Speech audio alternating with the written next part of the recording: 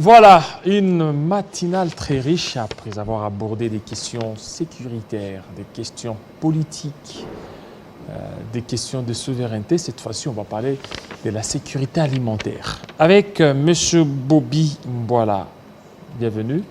Merci, M. Jean-David Kilolo. Voilà, coordonnateur du collectif des diététiciens du Congo. Évidemment. Voilà. M. John Efambe. Bonjour, bonjour voilà, monsieur. Bienvenue, coordonnateur de la dynamique John Efambe.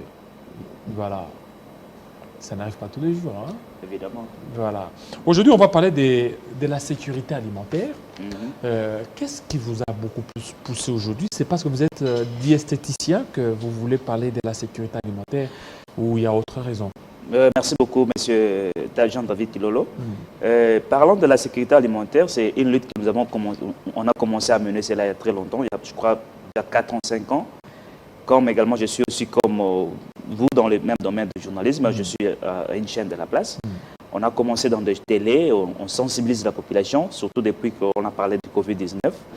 On a sensibilisé la population sur les bonnes habitudes alimentaires parce que nous avons constaté que notre population a un problème sérieux de différentes maladies chroniques. Aujourd'hui, on parle de tension, de diabète, de l'obésité, des cancers et beaucoup d'autres maladies. Nous avons vu que ces genres de maladies sont beaucoup plus liées aux mauvaises habitudes alimentaires que nous avons tous adoptées, soit par inconscience ou soit par ignorance. Alors nous nous sommes dit, pourquoi laisser notre population en mourir? Pourquoi ne pas sensibiliser la population? Donner une bonne information à notre population. Vous savez, M. Jean-David, il y a un homme sage, le père de la médecine moderne, a dit que l'alimentation est la première médecine de l'homme. C'est-à-dire que notre santé passe d'abord par notre manger. Notre assiette, c'est là où il y a notre santé. Alors, cette conscience collective a été négligée au sein de notre population. Et nous avons décidé de sensibiliser la population, d'informer la population et de former la population. Alors, parlant de cette formation, on a lancé une série de formations d'abord aux différentes églises. On a sensibilisé la population, on a formé la population dans des églises sur comment manger, quoi manger et quand manger. Parce que ces trois questions-là, la population ne les comprend certainement pas. Comment manger? On ne mange pas de n'importe quoi. On ne mange pas n'importe quand et on ne mange pas n'importe comment. Et ce sont des genres de questions que nous avons posées et expliquées à la population sur nos différentes vertus thérapeutiques de tout ce qui se trouve dans tout ce que nous mangeons, nos aliments, nous, les différentes vertus thérapeutiques, les vertus nutritives qui se trouvent dans nos aliments. Aujourd'hui, M. Jean-David, nous préférons beaucoup plus manger ce qui est importé que de manger nos aliments à nous. Nous sommes un pays béni, notre terre, voire même notre sous-sol. Sur notre terre, on a des aliments qui sont les nôtres, mais nous les négligeons par ignorance. Nous avons décidé de former la population dans des églises, mais maintenant là, nous travaillons également avec les partis politiques. Raison pour laquelle nous sommes avec... voilà. Monsieur John, vous êtes coordonnateur de la dynamique John Efambe. Efambe, voilà. Je pense que vous travaillez en collaboration avec Monsieur Bobby Mbouala, c'est ça? Exactement. Et alors, c'est quoi votre dynamique? Ça vise quoi? C'est quoi l'objectif? En fait, la dynamique John Efambe œuvre au sein du mouvement de libération du Congo. Au mouvement de MLC? Exactement. Nous sommes une structure d'appui qui travaille dans la pérennisation et dans l'accompagnement de la vision du président Jean-Pierre Bemba Gombo. C'est ainsi que j'avais été invité par nos amis de Africa Yetu et le CDC à une activité que ces deux groupes avaient organisée il y a un mois. Et j'avais été très flatté par le témoignage des femmes qui ont eu à apprendre, à être formées sur l'éducation alimentaire, la transformation agricole et l'entrepreneuriat. C'est dans ces cadres que j'avais dit moi-même qu'il fallait que les mamans qui sont au sein de la dynamique John Efambe, au sein du mouvement de libération du Congo, les mamans maraîchères, les militaires, que j'essaye à titre onéreux de m'arranger avec eux pour qu'elles aient une formation pendant une période. Et nous nous sommes convenus sur base d'un contrat avec eux pour que la structure Africa Yetu et le CDC forment ces mamans que nous allons mettre à leur disposition à partir de ce 9 octobre. Donc c'est dans ce cadre que nous avions collaboré avec eux, que nous collaborons pour une formation quant à ce. Voilà, vous parlez de la transformation agricole, c'est ça, transformation alimentaire aussi. Exactement. Et c'est quoi en fait, au juste, vous êtes arrivé à pouvoir sensibiliser les femmes pour certainement leur apprendre la transformation agricole. Exactement, j'ai vu ce qu'ils ont essayé de transformer. Ça veut dire qu'ils ont commencé par le gel hydroalcoolique. Ils ont commencé avec le savon à base du riz. Toujours avec Bobby. Exactement. Ça veut dire que c'est ce qui m'a intéressé à mettre à leur disposition un certain nombre de femmes pour qu'elles aient aussi cette formation. Donc j'ai été impressionné de par leur façon de faire les choses, de par leur manière de former les femmes. Et c'est dans cette optique, c'est dans ce cadre que j'ai aussi adhéré à cette idée afin que nous puissions former les femmes au sein du mouvement de libération du Congo via la dynamique John Fembe et aussi les mamans maraîchères, les femmes militaires de la circonscription de la Lukunga 1 dont j'ai œuvre au sein des visées électoralistes. Bon, je ne peux pas me prononcer pour l'instant, mais n'empêche que si j'ai des bénévolat. Lorsque vous faites la politique, c'est pas du bénévolat, c'est pas l'apostolat. Hein. A priori, c'est d'abord formé. Nous sommes congolais et si vous voyez dans l'emblème et ce qui symbolise le MLC, c'est le solidarisme et c'est la cohésion sociale. C'est dans ces cadres que nous sommes d'abord en train d'appuyer ces femmes militaires, ces mamans maraîchères, les femmes qui sont parties pour qu'elles aient une connaissance acquise. Monsieur Mbouala, vous êtes là, qui vous sponsorise?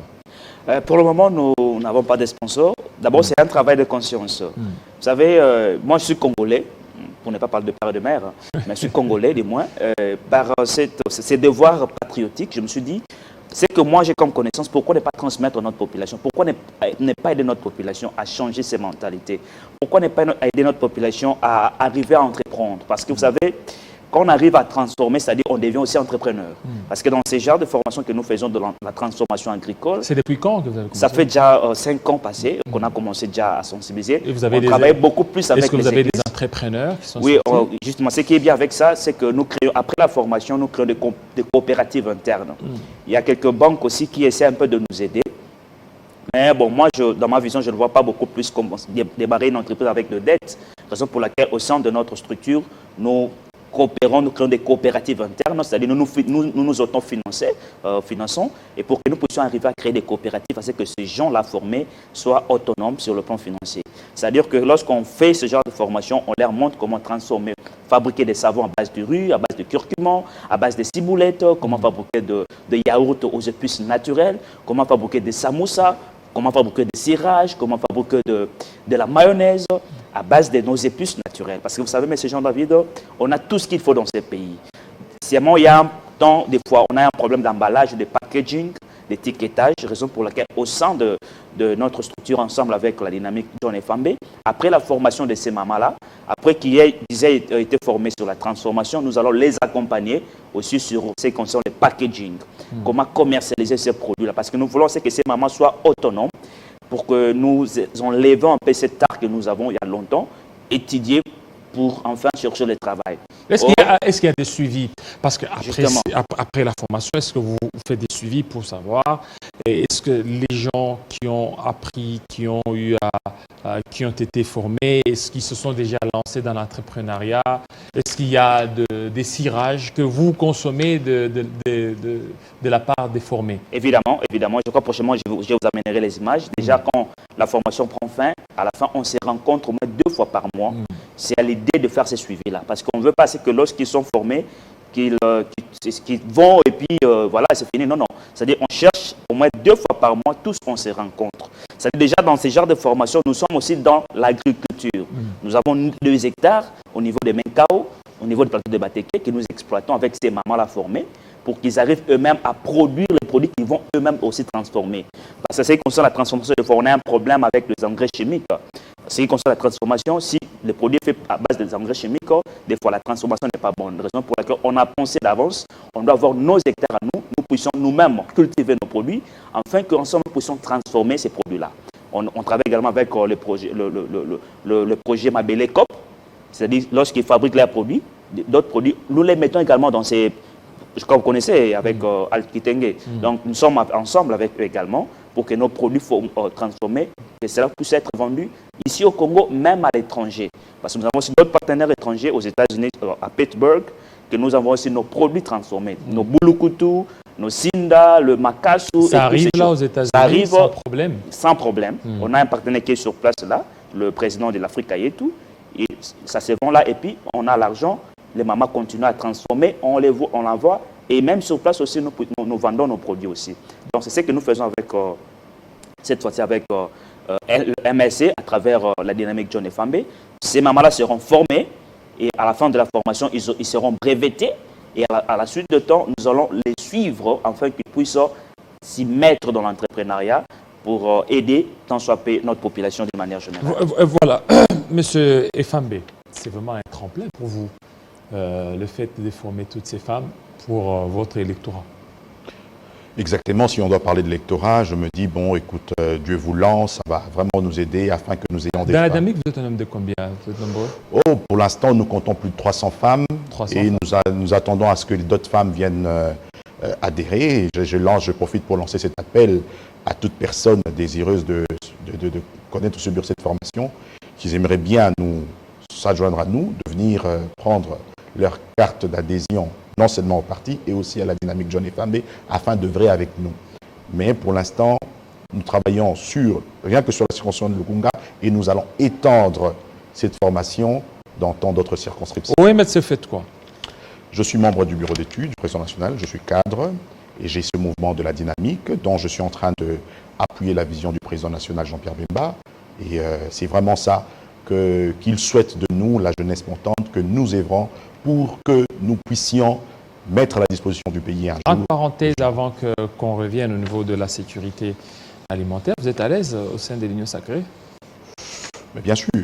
Très à l'aise. Bien sûr. Pourquoi? Il y a pas de Voilà, problème. mais merci. On y reviendra peut-être très prochainement, parler de la politique. Ça, c'est une parenthèse que nous refermons le plus vite possible. Alors, par rapport à ça, on voit beaucoup plus, l'accent est aussi mis sur l'autonomisation de la femme ou la formation de la femme. C'est quoi? C'est que vous aviez trouvé qu'il y a un problème par rapport à la femme? Oui, en fait, généralement dans le CDC Africa et tout, aussi, même avec la dynamique John Efambe, on commence certainement avec les femmes, mais on ne voit pas que les femmes, parce que même dans la dynamique ou bien dans d'autres structures, il n'y a pas que de femmes. Généralement, quand on parle de la femme, on sait qu'on concerne la sécurité alimentaire, parce que la femme, c'est la tête de tout. C'est la femme qui détient le ménage. Donc, si la femme est formée, si la femme a de l'information, c'est toute la famille qui est formée et qui a aussi de l'information. Alors, nous mettons l'accent, c'est à cause de la valeur que détient la femme au sein de la famille. Parce que vous savez, si la femme est formée, c'est toute la famille qui est formée et c'est toute la nation qui est aussi formée. Alors, dire que c'est seulement la femme, non. Il y a aussi des hommes, il y a de jeunes garçons, il y a de jeunes filles, il y a des mamans, il y a des papas aussi. Donc, on essaie un peu d'élargir cette formation. Déjà, dès ce 9 octobre, nous lançons C'est une autre formation? D'abord, c'est le lancement officiel de la formation avec la dynamique John Efambe.